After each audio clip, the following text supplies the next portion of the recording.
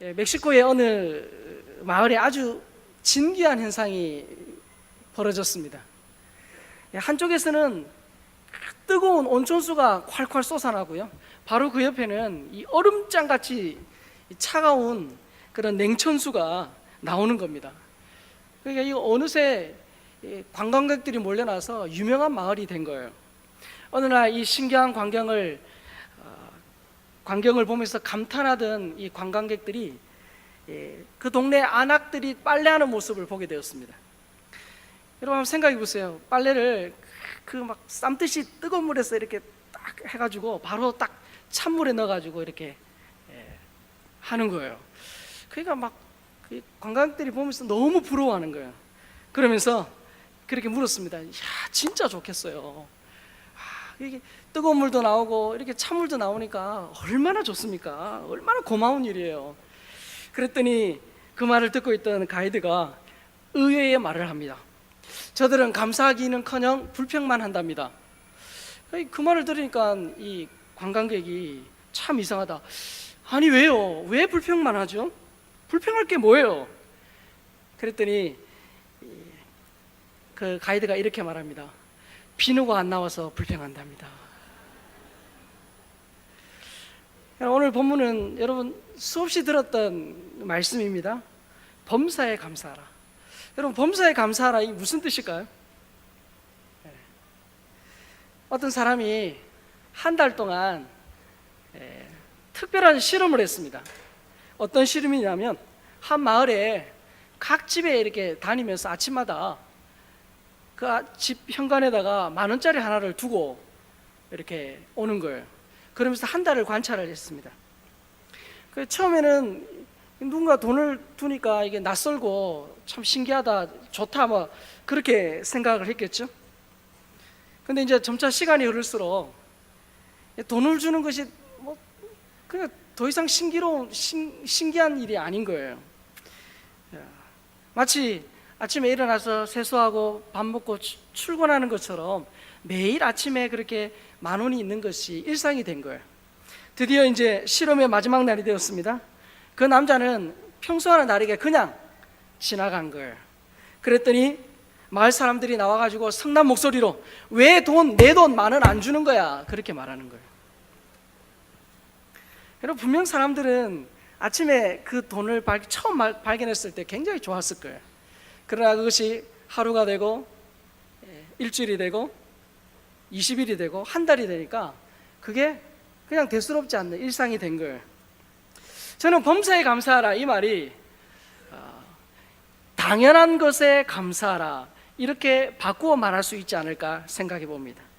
여러분 하나님께서 출애굽한 이스라엘 백성들을 40년간 광야에서 어떻게 먹이셨죠? 어떻게 먹이셨어요? 만나로 먹이셨거든요.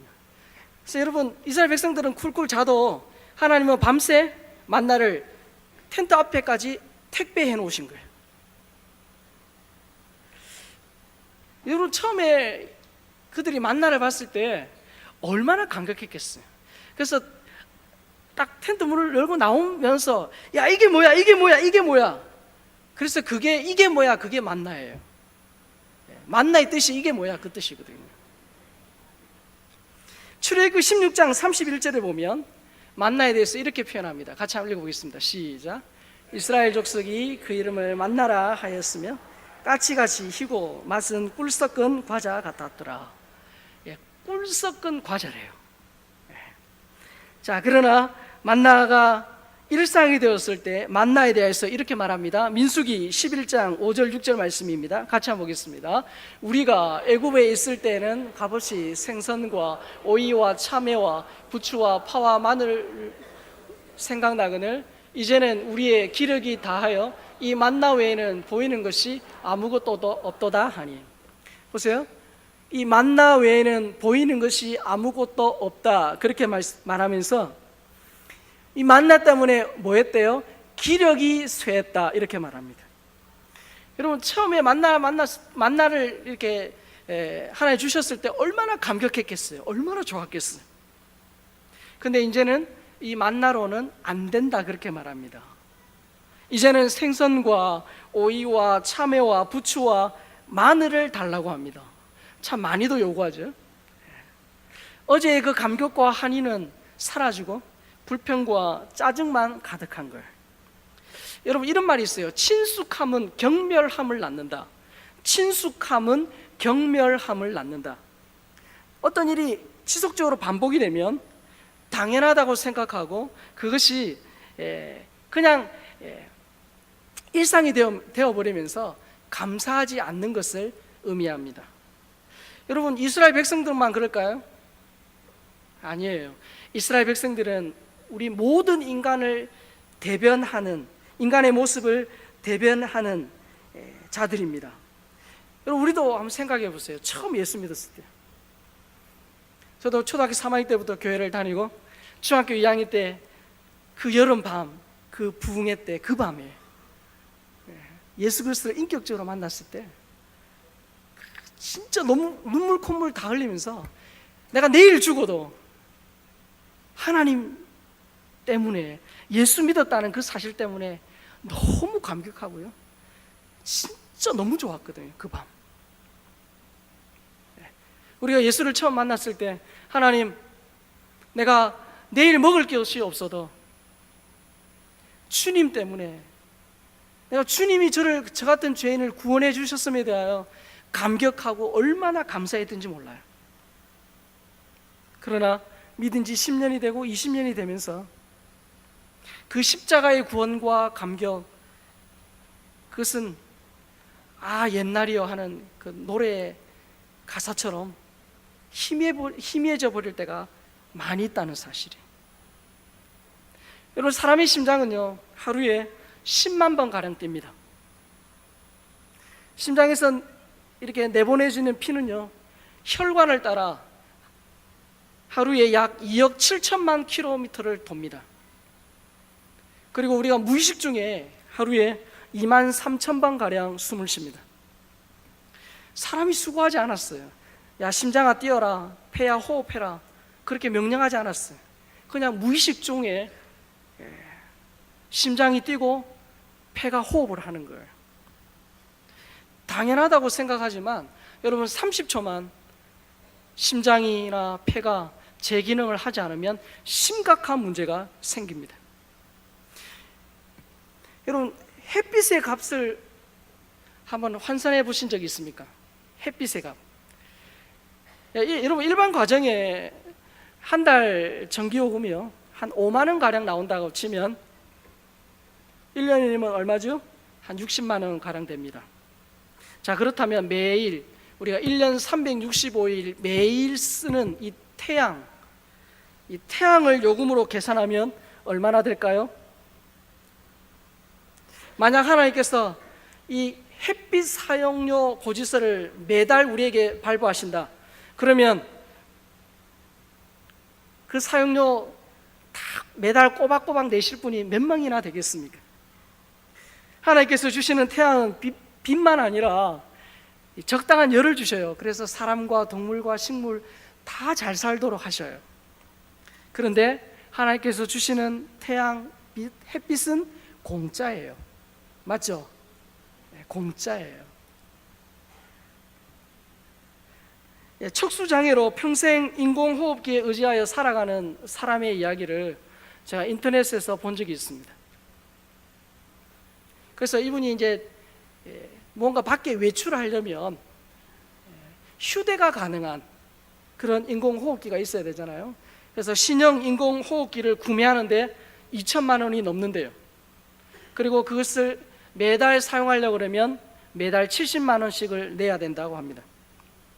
그런데 우리 모두는 인공호흡기 없어도 숨을 잘 쉬어요. 맞죠? 마음껏 숨을 쉬는데 하루에 5만 원으로 계산하면 한 달이면 150만 원이고 1년이면 1,800만 원입니다. 맞나요? 하나님께서 매달 공기 사용료를 청구서로 보내신다. 그러면 여러분, 과연 우리는 어떻게 되겠습니까? 저는 젊습니다. 저는 젊음에도 불구하고 지금껏 살면서 아침에 저의 힘으로 일어나지 못한 적이 2번 있어요. 저녁에는 분명히 제가 이불 깔고 제 의지로 제 힘으로 누웠습니다. 그런데 아침에 몸이 말을 듣지 않는 거예요. 그런 적이 2번 있었습니다. 왜 그런지는 궁금하시죠? 다음에 따라오시면 알려드리겠습니다. 그때 비로소 아침에 일어나서 세수한다는 것, 내 힘으로 세수한다는 것이 얼마나 감사한지 저는 그때 깊이 깨달았습니다. 아침에 태양이 뜨는 것, 여름에 태풍이 불어서 대기가 순환이 되고요, 깊은 바다까지 산소가 공급되게 하시는 것, 겨울에 이 춥고 건조한 날씨 때문에 해충이 없어지는 것, 지금 편안하게 우리가 이 자리에서 예배드리는 것, 지극히 당연하다 그렇게 생각하지만 이것이 감사 제목입니다. 여러분, 모든 것이 당연하다 그렇게 생각하는 당연병이 있어요. 당연병. 내가 아침에 일어나서 학교 가고 내 먹고 싶은 거 먹고 내 하고 싶은 거 하는 거, 그게 당연하지. 뭐 나만 그러나 누구나 다 그런데. 아니에요. 지금 우리가 여기 앉아서 편안하게 따뜻하게 이렇게 예배 드릴 수 있는 것, 첫 번째 하나님의 은혜고 많은 사람들의 수고가 숨겨져 있습니다. 당연하다고 생각하는 당연병, 거기에 걸린 성도가 많아요. 입만 열면 불평을 한다면 당연병에 걸린 거예요. 여러분, 어떤 일도 우연히 당연히 된 게 없어요. 아니, 사람은 당연히 우연히 그렇게 됐다 하더라도, 사람은 아무것도 안 했다 할지라도 그 순간에 하나님은 무언가 하고 계셔요. 그 속에 하나님의 은혜와 사람의 수고가 숨겨져 있다는 사실을 우리가 기억해야 합니다. 여러분, 사람들의 이 감사를 이렇게 분석해 보면 다 같은 감사가 아니에요. 감사에도 수준이 있습니다. 수준이 있어요. 아마 여러분 많이 들어보셨을 거예요. 1차원적인 감사, 뭐뭐 한다면은 감사죠. 내가 많은 돈을 번다면, 내가 승진한다면, 내가 지금보다 더 잘 된다면 감사하겠다는 거예요. 뭐뭐 한다면에 감사해요. 뭐 감사하지 않는 것보다는 낫겠지만 어린 아이와 같은 수준 낮은 감사예요. 2차원적인 감사, 무슨 감사일까요? 무엇을 받았기 때문에 감사하는 거예요. 좋은 일이 생기고 무언가 감사거리가 있으니까 감사하는 겁니다. 어떻게 보면 대부분의 사람들의 감사죠. 감사할 게 있으니까 감사하는 거죠. 그러나 3차원적인 감사가 있습니다. 일이 잘 안 됨에도 불구하고, 환난이 있음에도 불구하고, 고난이 있음에도 불구하고, 그럼에도 불구하고의 감사입니다. 이런 사람은 악조건 속에서도 하나님의 은혜로 생각하고 9가지의 불평이 아닌 1가지의 감사를 보는 사람이죠. 여러분, 성경을 살펴보면 한 시대에 쓰임을 받았던, 하나님께 쓰임받았던 사람들의 공통점 중에 하나가 이 감사의 사람들입니다. 3차원적인 감사의 사람들이에요. 다니엘서 6장 10절에 보면 이런 말씀이 있습니다. 같이 한번 읽어보겠습니다. 시작. 다니엘이 이 조서에 왕의 도장이 찍힌 것을 알고도 자기 집에 돌아가서는 윗방에 올라가 예루살렘으로 향한 창문을 열고 전에 하던 대로 하루에 3번씩 무릎을 꿇고 기도하며 그의 하나님께 감사하였더라. 우리 많이 보았던 본문입니다. 이 본문의 배경을 아시죠? 다리오 왕이 30일 동안 다리오 왕 외에 그 누구에게 기도하면 사자굴에 집어넣겠다, 그렇게 국가 명령으로 조서를 내린 거예요. 그러나 다니엘은 그와 같은 사실을 알면서도 그의 집으로 돌아가서 윗방에 올라가서 창문을 열고, 창문 닫고 그럴 수도 있는데 창문을 열고 전에 하던 대로 하루에 3번씩 무릎을 꿇고 기도하며 하나님께 감사했다, 그렇게 말합니다. 우리는 성경을 통해 이미 결과를 압니다. 어떻게 됐죠? 하나님께서 천사를 보내서 사자의 입을 막으셨어요. 결국 나중에 이 다니엘을 모함했던 그 사람들이 사자의 한 끼 먹이가 되고 말았습니다. 감사에도 이 수준이 있다는 거죠. 자녀가 좋은 성적을 받아오고 남편이 보너스를 받아올 때만 감사하는가, 이따만한 수박 많은 그런 감사거리에는 감사하지만 요만한 콩알만한 감사는 그냥 무심코 지나가지 않는가. 우리 자신을 한번 돌아보고 나의 감사의 수준은 어떠한가 한번 살펴볼 필요가 있겠죠. 예전에 제가 소록도 북성교회를 방문한 적이 있어요. 마침 저희 일행이 도착했을 때가 오늘처럼 이 수요 예배를 드리는 그런 시간이에요. 그래서 그 교회 목사님이 나오셔가지고 설교를 하시더라고요. 설교를 하시는데 설교를 한참 하시다가 이렇게 얘기하시는 거예요. 소록도에는 찌라도가 있습니다, 그러더라고요. 그래서 나는 소록도 옆에 붙은 무슨 섬인 줄 알았어요, 처음에. 그런데 아니더라고요. 뭘까요, 여러분? 한번 맞춰보세요. 힌트를 드릴게요. 하박국 3장 17절 18절 말씀인데요, 같이 한번 읽어보겠습니다. 시작. 부록 미아가 나무가 무성하지 못하며 포도나무에 열매가 없으며 감람나무에 소출이 없으며 밭에 먹을 것이 없으며 우리의 양이 없으며 외앗건에 소가 없을지라도 나는 여호와로 말미암아 즐거워하며 나의 구원의 하나님으로 말미암아 기뻐하리로다. 아멘. 여러분 눈치채셨어요? 예? 소록도에는 찌라도가 있습니다, 그러더라고요. 비록 한센병으로 이 소록도에 격리되어 살고 있다 할지라도 하나님 때문에 행복하다고 말하더라고요.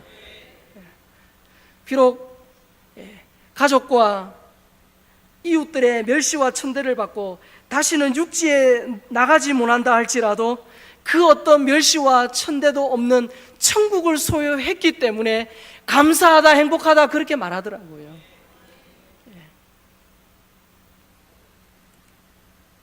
한센병으로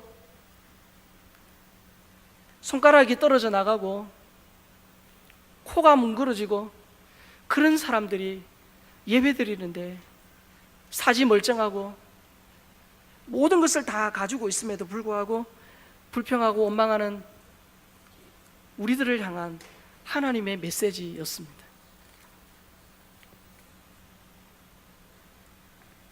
과연 우리는 하나님께 어떤 그런 감사를 올려드리고 있을까요? 과연 하나님이 우리의 인생을 보시면서 너의 감사 성적은 얼마냐 그렇게 물으시면 과연 우리는 어떻게 대답할 수 있겠습니까? 없음에도 불구하고 감사하는가? 아니면 좋은 일이 생겨야만 감사하는가? 그래서 여러분, 감사의 수준과 신앙의 성숙은 비례하더라고요. 감사의 수준과 신앙의 성숙은 비례합니다. 여러분, 사복음서를 보면 예수님의 그 일생이 나오잖아요. 예수님께서 감사하셨다, 그렇게 감사하셨다라는 직접적인 표현이 있는 성경이 몇 군데나 될까요? 예수님이 감사하셨다라는 표현이 성경에 명시되어 있는 구절은요, 제가 살펴본 바에 의하면 4구절에 불과해요. 4구절. 자, 그렇다면 예수님이 33년을 사시면서 4번만 감사했다, 그렇게 우길 사람은 없을 거예요. 왜 그러냐? 성경 본문을 보면 알 수 있습니다. 자, 성경에 예수님께서 감사하셨다는 말씀이 나오는 본문을 한번 차례대로 읽어볼 텐데, 요한복음 6장 11절입니다. 같이 한번 읽어보겠습니다. 시작. 예수께서 떡을 가져 축사하신 후에 앉은 자들에게 나눠주시고 물고기도 그렇게 그들의 원대로 주시니라. 요한복음 11장 41절입니다. 돌을 옮겨 놓으니 예수께서 눈을 들어 우러러보시고 이르시되 아버지여, 내 말을 들으신 것을 감사하나이다. 누가복음 22장 17절입니다. 이에 잔을 받으사 감사 기도하시고 이르시되 이것을 갖다가 너희끼리 나누라. 제가 세 구절을 적어놨는데요, 저 구절을 보면 예수님께서 감사하셨던 그 상황에서 우리에게 주는 교훈이 크다는 사실을 알 수 있습니다. 예수님께서 감사하셨던 상황을 한번 잘 보세요. 첫 번째 요한복음 6장 11절은요, 우리가 잘 알듯이 오병이어 사건입니다. 남자만 5,000명, 다 합치면 2만 명 이상의 사람들이 예수님 손만 쳐다보고 있어요. 2만 명 이상의 사람들의 끼니를 해결해야 될 그런 아주 절박한 상황입니다. 거기에서 뭐 하셨어요? 감사하셨다, 그렇게 나옵니다. 축사하셨다, 감사하셨다. 두 번째 본문은 나사로의 죽음인데요, 여러분, 사람이 아무리 대단해도 죽으면 끝이에요. 나사로의 죽음이라는 인간의 가장 큰 문제 앞에서 예수님은 감사하셨어요. 사람이 죽었어요. 그리고 마지막 세 번째 누가복음 22장 17절은요, 예수님 자신의 몸이 찢길 것을 상징하는 그 떡을 떼고 예수님의 피 흘려 죽으실 것을 상징하는 포도주를 마시는 그 상황에서 감사 기도하셨다, 그렇게 말합니다. 여러분, 이런 극한 상황, 2만 명을 먹여야 되고 사람이 죽었고요, 예수님 본인이 십자가를 지셔야 되는 이런 극한 상황 앞에서 예수님이 감사하셨다면 평범한 일상의 생활에서 불평하셨겠습니까? 어떻게 생각하세요? 그래서 제가 예수님의 감사하셨다는 명시적인 기록이 4구절에 불과하지만 예수님은 일생 그 자체가 감사였다는 거예요. 예수님은 범사에 감사하라, 그 말씀대로 사신 거예요. 감사합니다, 그렇게 눈을 떴어요. 감사합니다, 그렇게 하루를 마치신 분이 예수님이세요. 불평하고 원망할 수밖에 없는 상황에서 예수님의 입에서 나온 말은 감사합니다, 그런 말이죠. 그래서 예수님이야말로 감사의 달인이고 감사의 대가라는 사실이에요. 여러분, 우리가 경험하는 어떤 사건, 여러분들이 지금 맞이하고 있는 어떤 어려움들, 그 사건, 그것을 냉철하게 분석해 보면 그 사건 속에는요, 불평거리도 있고 감사거리도 있어요. 오로지 감사거리만 있는 것도 있겠지만 또 오로지 불평거리만 있는 것도 있겠지만 대개의 일은 그 속에 감사거리도 있고 불평거리도 있어요. 그런데 그 감사와 불평이 함께 있는 그 사건에서 내가 감사를 선택하고 감사해버리면 그 속에 불평의 요소가 있음에도 불구하고 그 일은 감사 덩어리가 되는 거예요. 맞나요? 반대로 불평과 감사거리가 함께 있는 그 일에서 내가 불평을 선택하고 불평해버리면 그 일에 감사의 요소가 있음에도 불구하고 그 일은 불평 덩어리가 되고 마는 것입니다.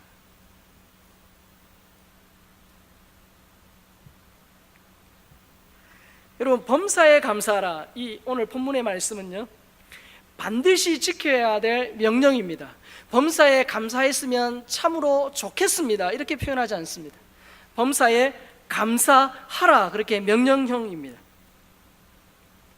감사는 하면 좋고 안 해도 뭐 별반 문제되지 않는 그런 것이 아니라는 사실이죠.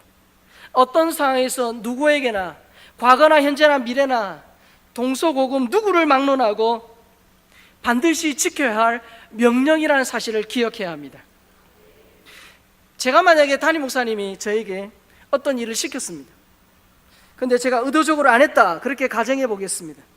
여러분, 저는 어떻게 되겠습니까? 상상에 맡기겠습니다. 범사에 감사하라, 이 말씀은요, 그 말씀에 예하고 순종할 뿐입니다. 뿐만 아니라 본문에서 범사에 감사하라는 말씀은요, 그리스도 예수 안에서 너희를 향하신 하나님의 뜻이다, 그렇게 말씀하고 있습니다. 우리가 어떤 일을 결정할 때, 특별히 그리스도인들은 어떤 일을 결정할 때, 여기에 하나님 뜻이 어디 있을까를 많이 고민하죠. 그리고 기도합니다. 하나님 뜻이 무엇인지 알려달라고 기도하죠. 어느 대학에 진학할 것인가, 또 내가 누구와 결혼할 것인가, 또 어느 직장에 들어갈 것인가, 어디로 이사할 것인가, 우리는 수많은 그런 선택 앞에서 하나님의 뜻이 무엇인가를 고민합니다. 그런데 이런 어떤 것을 해야 될까라는 그런 선택의 기로에서 우리는 우리의 상황 그리고 우리의 형편, 그것을 잘 살피면서 기도하는 가운데 지혜롭게 선택할 자유의지가 있어요. 이렇게도 할 수도 있고 저렇게도 할 수도 있어요. 그런데 때로는 자신의 욕심이 앞서서 잘못된 선택을 하기도 하죠. 그런데 범사에 감사하라, 이 명령은요, 그 자체가 하나님의 뜻이다, 그렇게 명시되어 있습니다. 하나님의 뜻이다, 그렇게 되어 있어요. 그리고 또 다른 본문에 보면 하나님의 뜻은 이것이니 너희의 거룩이다, 그렇게 되어 있거든요. 그러니까 우리가 거룩하게 사는 것, 우리가 범사에 감사하는 것은 하나님의 뜻이다, 이 말입니다. 이 말은 동서고금 누구에게나 이것은 하나님의 뜻입니다. 그래서 하나님의 뜻은 이것과 저걸까 고민할 필요 없이 범사에 감사하라, 이것은 하나님의 뜻이라는 거예요. 근데 우리가 꼭 기억해야 될 것은 하나님의 뜻대로 살면 반드시 합력하여 선을 이루세요. 하나님의 뜻대로 살면 하나님의 뜻이기 때문에 반드시 잘 되게 되어 있습니다. 여러분, 꼬꼬감, 꼬꼬불, 그런 말 들어보신 적 계세요? 꼬꼬감, 꼬꼬불, 제가 지어낸 말이에요. 무슨 뜻일까요? 제가 학창 시절에 꼬리에 꼬리를 무는 영어, 이런 책이 있었어요. 아마 여러분 가운데도 보신 분 있을 것 같은데, 꼬리에 꼬리를 무는 영어. 그러면 꼬꼬감, 꼬꼬불 무슨 뜻인지 알겠어요? 꼬리에 꼬리를 무는 감사, 꼬리에 꼬리를 무는 불평, 이런 뜻이죠. 신기한 것은요, 감사하면 감사할 거리가 계속 생겨요. 반대로 불평하면 불평거리만 보여요.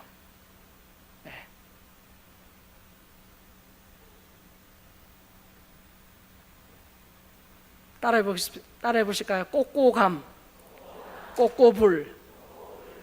옆에 있는 분에게 진짜 사랑하는 마음을 담아서 그윽한 미소를 띠면서 꼬꼬감하세요, 그렇게 한번 축복할까요? 꼬꼬감하세요. 꼬꼬불은 하지 마세요. 안 좋아요. 꼬리에 꼬리를 무는 감사, 꼬리에 꼬리를 무는 불평. 우리 인생길에 감사와 불평, 이 두 길은 항상 우리 앞에 있습니다. 내가 어떤 길로 발을 내딛느냐, 그것은 전적으로 내 몫이에요. 제가 말씀드렸습니다. 모든 일에는 감사거리도 있고 불평거리도 있어. 근데 꼭 기억해야 할 것은 감사한 만큼 행복해요. 감사는 행복의 지름길이에요. 감사하면 개인은 물론이고 가정과 교회와 사회가 행복해져요. 왜요? 하나님의 뜻이기 때문입니다. 우리도 평범하고 당연하고 일상적인 일부터 감사하십시다. 믿음의 선배들처럼, 믿음의 우리 선진들처럼 없음에도 불구하고, 부족함에도 불구하고, 연약함에도 불구하고, 잘 안됨에도 불구하고 감사하십시다. 예수님처럼 극한 상황 속에서도 감사하는, 그래서 하나님이 우리의 이 왼편 가슴에 너는 감사의 달인이야, 그렇게 인증해 주시는, 그래 감사의 배지를 달고 사는 우리가 모두가 될 수 있기를 주님의 이름으로 축원합니다. 정말 감사하면서 사십시다. 가정을 보더라도, 또 교회를 보더라도, 사회를 보더라도 불평할 게 많아요. 그럼에도 불구하고 감사하십시다. 감사할 때 나도 행복하고 옆 사람도 행복하고 우리 모두가 행복할 줄 믿습니다. 그런 믿음의 사람 될 수 있기를 주님의 이름으로 축원합니다.